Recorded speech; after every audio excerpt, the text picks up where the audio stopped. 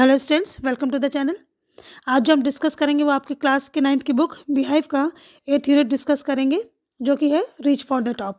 और इस चैप्टर में आपके दो पार्ट हैं, पहला संतोष यादव के बारे में और दूसरा आपका है मारिया शारापोवा के बारे में। तो आज का फर्स्ट पार्ट रहेगा जो आपका, वो रहेगा संतोष यादव के बारे में। तो चलिए स्टार्ट करते हैं। चैप्टर में आपको ये बताया गया है कि माउंट एवरेस्ट में 2 बार अचीवमेंट पाने वाली, प्लस जो ये लड़की थी वो एक ऐसे समाज में पैदा हुई थी। बात कर रहे हैं हम संतोष यादव के बारे में, पूरा चैप्टर उन्हीं के बारे में है।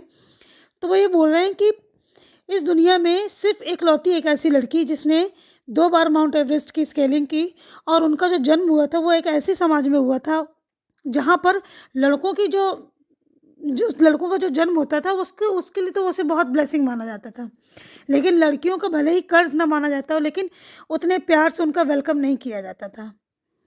और जब इनकी माँ इन्हें एक्सपेक्ट कर रही थी तो वहीं पास से एक साधु निकला। तो उन्होंने ये सोचा कि जैसे सब लोग लड़के मांगते हैं ऐसे इनकी माँ भी मांग रही हूँ, तो उसने आशीर्वाद दिया।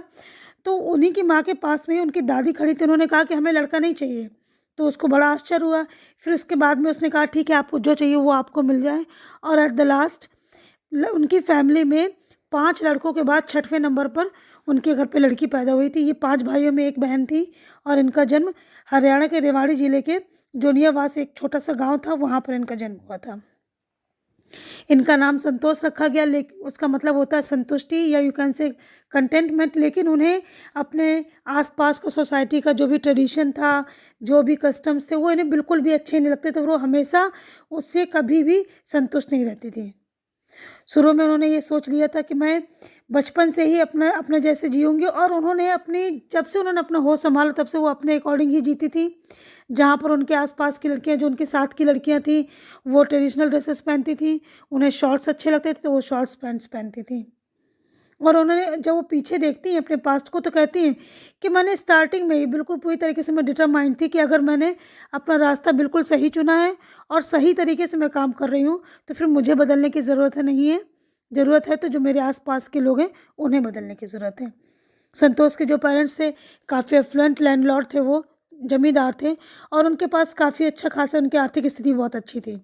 वो चाहते तो अपने बच्चों को अच्छे से अच्छे स्कूल में भेज सकते थे। इवन जो हमारे देश की कैपिटल है न्यू दिल्ली, वहाँ भी भेज सकते थे, क्योंकि हरियाणा के पास में ही है न्यू दिल्ली।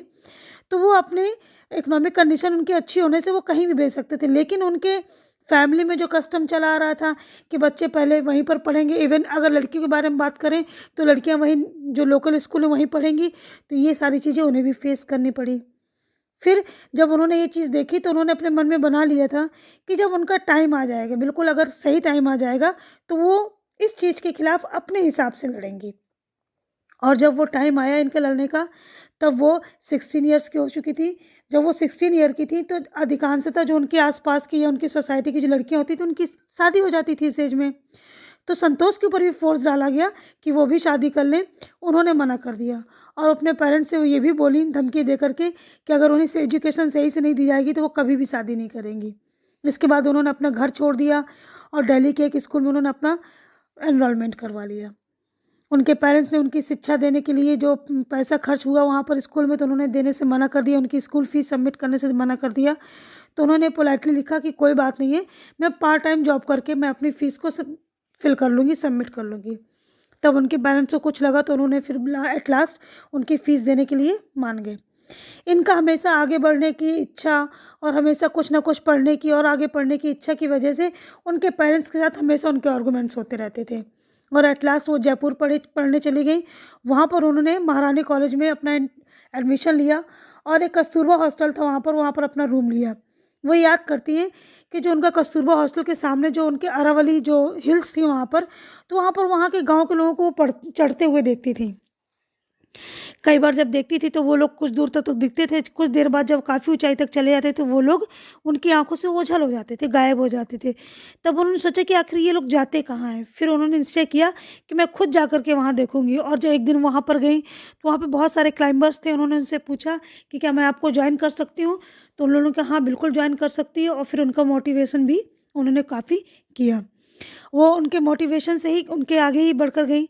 इसके बाद में उस लड़की ने कभी भी पीछे मुड़ कर के नहीं देखा।